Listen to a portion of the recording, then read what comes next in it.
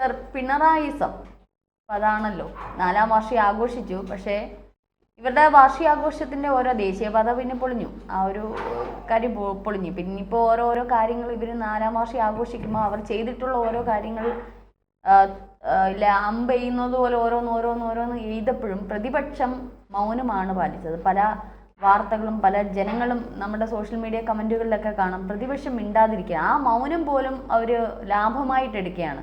എന്തുകൊണ്ടാണ് പ്രതിപക്ഷം മിണ്ടാഞ്ഞത്? ഞങ്ങളുടെ ഭാഗത്ത് നിന്ന് മിണ്ടാൻ വേണ്ടിയിട്ട് അവർക്കൊന്നുമില്ല, അതുകൊണ്ടാണ് അവർ മൗനമായിട്ടിരിക്കുന്നത് എന്നുള്ള തരത്തിലൊക്കെ പിണറായിസത്തിൻ്റെ ആ ഒരു വാക്കുകളൊക്കെ ഇങ്ങനെ ജ്വലിച്ചുകൊണ്ടിരിക്കുകയാണ്. പക്ഷേ ഇപ്പോൾ ഇതിനെയൊക്കെ പിന്തള്ളിക്കൊണ്ട് BJP ഒരു വർഷത്തേക്ക് ഇതിനെതിരായിട്ട് ഒരു പ്രക്ഷോഭവുമായി രംഗത്ത് എത്തിയിരിക്കുകയാണ്. അതായത് ഇപ്പോൾ പ്രധാന പ്രതിപക്ഷ കക്ഷികളെ മറികടന്നുകൊണ്ടാണ് NDA മുന്നണി ഒരു വർഷം നീളുന്ന പ്രക്ഷോഭവുമായിട്ട് രംഗത്ത് വരികയാണ്. അതായത് കേരളം വീണ ഒരു പതിറ്റാണ്ട് 10 വർഷക്കാലം അതിനെ ഇനി രക്ഷപ്പെടുത്തുക എന്നുള്ള ഒരു വാക്കിൽ തന്നെ ഉണ്ട്. അതെ, അങ്ങനെ വീണ കേരളത്തെ രക്ഷപ്പെടുത്തുക എന്നുള്ള ദൗത്യമാണ് NDA മുന്നണി ഏറ്റെടുത്തിരിക്കുന്നത്.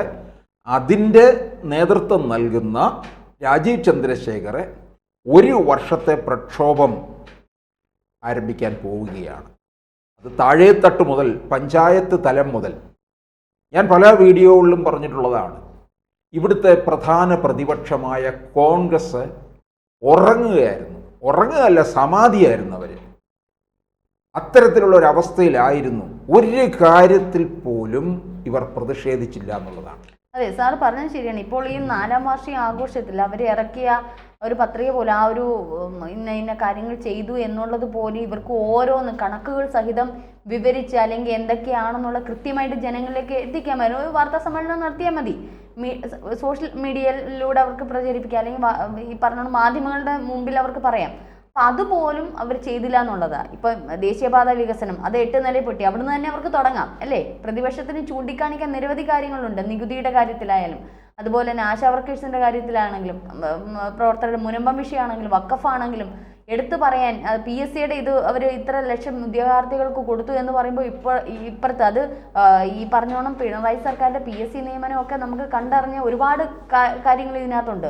അതായത് PSCയിലൂടെ നേരിട്ട് വന്നതല്ല, പിൻവാതിലൂടെ കയറി കുറേ കാര്യങ്ങളുണ്ട്. അതെല്ലാം ഇവർക്ക് നിരത്തി സത്യം പറഞ്ഞാൽ ആഞ്ഞടിക്കാൻ പറ്റുന്ന നല്ലൊരു ആയുധവും നല്ലൊരു സമയവും സന്ദർഭമൊക്കെ ആയിരുന്നു അവർ കളഞ്ഞു കുളിച്ചതല്ലേ? അല്ല, ഈ കോൺഗ്രസ്സുകാർക്ക് ചെയ്യാവുന്ന കാര്യങ്ങളുണ്ടായിരുന്നു ഒരു വർഷത്തെ. ഇപ്പം നോക്കണേ, CPM എത്ര ചിട്ടയായിട്ട് അവർ ചെയ്തില്ല എന്നുള്ളത് നമുക്കറിയാം. അവർ ഓരോ കാര്യങ്ങളുടേതായ അതായത് ബുക്ക്ലെറ്റ്, ഫ്ലെക്സ്, അമ്മായിയപ്പന്റെയും മരുമകന്റെയുമാണ്. അമ്മായിയപ്പനും മരുമകനും കൂടെ കെട്ടിപ്പിടിക്കുന്നതും വായിലോട്ട് കേക്ക് തള്ളി കൊടുക്കുന്നതും ഒക്കെയാണ്. ആ മുണ്ടുടുത്ത സ്റ്റാലിന് പിന്നെ DYFIയുടെ ആഗോള നേതാവായ മരുമകൻ അങ്ങനെ കേക്ക് കൊടുക്കുന്നു. ഇതൊക്കെയാണ് മരുമകൻ്റെ ഒറ്റ ജോലിയെന്നും പൊതുമരാമത്തും ടൂറിസം മന്ത്രിയുമാണ്. പക്ഷെ ഒറ്റ ജോലിയേ ഉള്ളൂ, റീൽസ് എടുക്കുക, ഇടുക. ഇതാണ് റീൽസിനകത്ത് ആണ് ജീവിതം മുഴുവൻ കൊണ്ടുപോയിക്കൊണ്ടിരിക്കുന്നത്. അപ്പോൾ അങ്ങനെ ഈ കാര്യങ്ങൾ ഇപ്പോൾ ദേശാഭിമാനി പത്രം പോലും അന്നത്തെ ദേശാഭിമാനി പത്രം പിന്നെ എന്നും പിണറായിക്ക് വേണ്ടി മാത്രം, പിണറായി പതിപ്പാണ്. അന്നത്തെ ആ 4 വർഷം പിന്നിട്ടതിൻ്റെ ആഘോഷ ചടങ്ങിൻ്റെ പിറ്റേ ദിവസം ഇറങ്ങുന്ന പത്രം അല്ലെ തലേ ദിവസത്തെയൊക്കെ ഇതിനകത്ത് വിശദീകരിക്കുന്നുണ്ട് കാര്യങ്ങളെല്ലാം. ഇവർക്കൊരു പാർട്ടി പത്രമുണ്ടല്ലോ, ഒരു ചുക്കിനും ചുണ്ണാമ്പരും കൊള്ളാത്തത്. പിന്നെ കോൺഗ്രസ് പ്രവർത്തകരായാലും അങ്ങനെ തന്നെ. ഈ LDF സർക്കാർ പരാജയപ്പെട്ട ഇടം ഇന്നത് അക്കമിട്ട് നിരത്തി ഒരു ഫ്ലെക്സ് വയ്ക്കാനോ ഒരു ബുക്ക്ലെറ്റ് അടിച്ചിറക്കാനോ ഇവർക്ക് കഴിഞ്ഞിട്ടുണ്ടോ? ഇല്ല. എന്തിന്? സെക്രട്ടേറിയറ്റ് നടയിൽ സമരം ചെയ്യുന്ന ആശാപ്രവർത്തകരുടെ കൂടെ 24 മണിക്കൂർ ഇപ്പുറത്തോട്ട് ഇരുന്ന് സമരം ചെയ്യാൻ ഇവർക്ക് കഴിഞ്ഞിട്ടുണ്ടോ? സാധാരണക്കാരെ ആശ്രയിക്കുന്ന സപ്ലൈകോയ്ക്ക് സാധനങ്ങളില്ലാതെ വരുന്നു, സബ്സിഡി സാധനങ്ങളില്ല. അതിനുവേണ്ടി ഒരു പ്രതിഷേധം നടത്താൻ ഇവർക്ക് കഴിഞ്ഞിട്ടുണ്ടോ? ഇല്ല. പൊതുവിപണിയിൽ വിലക്കയറ്റമുണ്ടായി, അതിനെ നിയന്ത്രിക്കാൻ പിന്നെ പലതരത്തിലുള്ള ടാക്സ് കൂട്ടി, കരം, വസ്തു, വീട്, ഇതിൻ്റെയൊക്കെ നികുതി കൂട്ടിയപ്പോൾ എന്തെങ്കിലും ചോദിക്കാനോ പറയാനോ ഈ കോൺഗ്രസ്സുകാരന്മാർ തയ്യാറായോ? ഇല്ല. പക്ഷേ പലപ്പോഴും പലരും ചോദിക്കാറുണ്ട് ബി ജെ പി എവിടെയെന്ന്. ബി ജെ പി എവിടെയെന്നുള്ളതാണ് ഇപ്പോൾ കാണാൻ പോകുന്നത്. ഒരു വർഷം നീളുന്ന പ്രക്ഷോഭവുമായിട്ടാണ്. അങ്ങനെ വരുമ്പോൾ ഇവർ ഈ LDF സർക്കാർ ഇപ്പം ചെയ്തുകൊണ്ടിരിക്കുന്ന ഈ കള്ളത്തരത്തിലൂടെ ഒരു ബുക്ക്ലെറ്റ് അടിച്ചിറക്കി ഇവരിതിങ്ങനെ നടത്തിക്കൊണ്ടേയിരിക്കും. പത്രപരസ്യമൊക്കെ കൊടുത്ത് ഈ തദ്ദേശ തെരഞ്ഞെടുപ്പും 26-ലെ നിയമസഭാ തെരഞ്ഞെടുപ്പും വരെ ഇതിങ്ങനെ കൊണ്ടുപോയിക്കൊണ്ടേയിരിക്കും. അതിന് പിന്നെ പ്രതികൂലമായിട്ട് ഇവരും ചെയ്തുകൊണ്ടിരിക്കും. ഇതിന് എതിരായിട്ട് അതും കൂടെ ചെല്ലുമ്പോൾ ഈ കാര്യം ജനം വിലയിരുത്തുമെന്നുള്ളതാണ്. മുനമ്പം വിഷയത്തിൽ എന്ത് കാര്യമാണ് ഞങ്ങൾ ചെയ്തത് എന്നുള്ളത് BJP വ്യക്തമാക്കും. അതുപോലെ ഓരോരോ കാര്യങ്ങളിലും അക്കമിട്ട് നിരത്തും. കേന്ദ്ര പദ്ധതികൾ പലതും ഇപ്പം രാജീവ് ചന്ദ്രശേഖർ ഒരു കാര്യം പറയുന്നുണ്ട്. അതായത് പിണറായി വിജയൻ 80-ാമത്തെ വയസ്സിൽ ഒരു സത്യം പറഞ്ഞു, ഈ ദേശീയപാത കേന്ദ്രത്തിൻ്റെതാണ് എന്ന്. അതിനു മുമ്പ് അത് പിറന്നാൾ സമ്മാനമായിട്ട് അദ്ദേഹം തന്നതാണ് കേരളീയർക്ക്. അപ്പം ഇതുവരെ എല്ലാ കാര്യങ്ങളും കേരളത്തിൻ്റെതാണെന്നും പറഞ്ഞ് അമ്മായിയപ്പനും മരുമകനും കൂടെ തദ്ദേശ വകുപ്പിന്റെ ഭാഗമായിട്ടാണ് ഈ പറഞ്ഞോണം നമ്മുടെ 60 റോഡുകളുടെ ഉദ്ഘാടനം ഇപ്പം റിയാസ് നടത്തിയത്. ഇപ്പം അതിപ്പോൾ ഓരോ ഭാഗത്തു നിന്നൊക്കെ പലയിടത്തായിട്ട് ഇടിഞ്ഞു എന്നുള്ള വാർത്തകളൊന്നും വന്നു തുടങ്ങിയിട്ടില്ല. ഇങ്ങനെ 1-2 ഇങ്ങനെ സൂചനകൾ വന്നിട്ടുണ്ട്. ചില പാലങ്ങൾ വീണു, ചില റോഡിൻ്റെ കൈവരികളൊക്കെ പോയി ഇങ്ങനെ ഇടിഞ്ഞ് താന്നു എന്നൊക്കെ ഉള്ള രീതി. ഇനിയിപ്പോൾ ആ റോഡുകളും കൂടി ഇടിഞ്ഞ് താഴുമ്പോൾ മിക്കവാറും അത് MP രാജേഷിന് തന്നെ തിരിച്ചു കൊടുക്കാൻ സാധ്യതയുണ്ടെന്നാണ് എനിക്ക് തോന്നുന്നത്. അപ്പം ഇങ്ങനെ ഈ പല പദ്ധതികളും കേന്ദ്രത്തിൻ്റെത് ഇങ്ങനെ സ്വന്തമാക്കുന്ന ഒരു സ്വഭാവം ഇവർക്കുണ്ട്. അപ്പം കോൺഗ്രസ്സുകാരും ഇത് പറയുന്നുണ്ട്, കേന്ദ്ര പദ്ധതികളുടെ പേരിലല്ലേ നിങ്ങൾ ക്രെഡിറ്റ് എടുക്കുന്നത് എന്ന്. ഒരു കാലത്ത് കോൺഗ്രസ്സുകാർ ഇത് പറയത്തില്ല. കാരണം പറഞ്ഞു കഴിഞ്ഞാൽ ഉടൻ ഇവിടുത്തെ CPMകാർ അവരെ നിങ്ങൾ BJP അനുകൂലിക്കുകയാണ് എന്ന തരത്തിൽ പറഞ്ഞ് മാറ്റും. ഇതാണ് ചെയ്തുകൊണ്ടിരിക്കുന്നത്.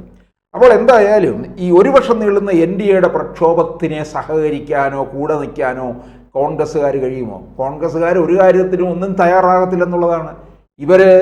യഥാർത്ഥത്തിൽ വേണ്ടത് ഇനി ഒരു വർഷക്കാലം ശക്തമായ സമരത്തിലേക്ക് പ്രതിപക്ഷം ഒന്നടങ്കം പോയി കഴിഞ്ഞാൽ അത് ഏറ്റവും നല്ലതായിരിക്കും. അങ്ങനെയാണെന്നുണ്ടെങ്കിൽ പിണറായിയുടെ 3-ാം വട്ടം തടയാൻ കഴിയും. ഇത് ഇപ്പോൾ രാജീവ് ചന്ദ്രശേഖറിൻ്റെ നേതൃത്വത്തിലാണ് ഇപ്പോൾ ഒറ്റക്കെട്ടായി നിന്നുകൊണ്ട് ഇങ്ങനെയൊരു സമരം നടത്താൻ തീർച്ചപ്പെടുത്തിയിരിക്കുന്നത്. കാരണം തദ്ദേശ തെരഞ്ഞെടുപ്പിൽ ഇതിൻ്റെയൊക്കെ കൂടുതൽ പ്രതിഫലനം ഉണ്ടാകും, താഴെത്തട്ടിലെത്തിക്കും. സാധാരണ ജനങ്ങളെ പറ്റിക്കാൻ ഇവർക്ക് എളുപ്പമാണ്. ക്ഷേമ പെൻഷൻ ഒരു 3 മാസത്തെ ഒന്നിച്ചങ്ങ് കൊടുക്കും. ക്ഷേമ പെൻഷൻ എല്ലാം അല്ല PV അൻവർ പറഞ്ഞതുപോലെ തന്നെ ഈ സഖാക്കളുടെ ഇടയിൽ തന്നെ, ഈ പ്രവർത്തകരുടെ ഇടയിൽ തന്നെ വിഭിന്ന അഭിപ്രായങ്ങളാണ്. പിണറായിക്കെതിരെയുള്ള അഭിപ്രായങ്ങൾ വന്നു തുടങ്ങിയിട്ടുണ്ട്.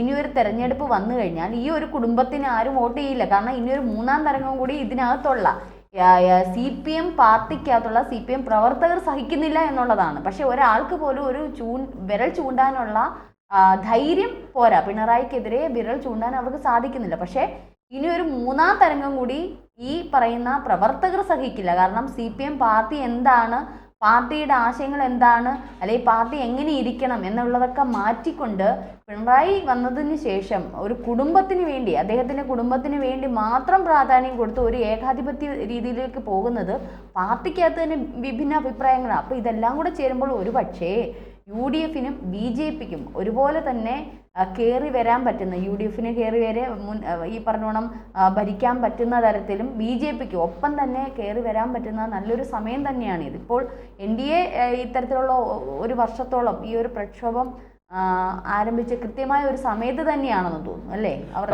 ഈ പിണറായി വിജയനെ സംബന്ധിച്ചിടത്തോളം താൻ തീരുമാനിക്കുന്നിടത്തെല്ലാം കാര്യങ്ങൾ വരണം എന്നുള്ള ഒരു ദൃഢതയോടുകൂടി നിൽക്കുന്ന ആളാണ്. അതുകൊണ്ടാണ് ഈ അണികളിലൊന്നും തന്നെ യാതൊരു എതിരഭിപ്രായവും പുറത്തേക്ക് വരാത്തത്. അപ്പം മുണ്ടുടുത്ത സ്റ്റാലിൻ്റെ മോഹങ്ങളെന്ന് പറയുന്നത് കുടുംബത്തിൻ്റെ ആവശ്യങ്ങളാണ് ഏറ്റവും വലുത്. അതൊക്കെ നമ്മൾ വിഴിഞ്ഞത്ത് കണ്ടതാണ്. അപ്പം മരുമകൻ്റെ കാര്യത്തിൽ മരുമകൻ്റെ ഭാവിയിൽ ആദി കൊണ്ട് നിൽക്കുന്ന പിണറായിയാണ് പ്രതിപക്ഷം ഇനിയിപ്പോൾ വേട്ടയാടാൻ പോകുന്നത്. അപ്പോൾ അതിന് NDA എന്തായാലും തയ്യാറെടുത്ത് കഴിഞ്ഞു.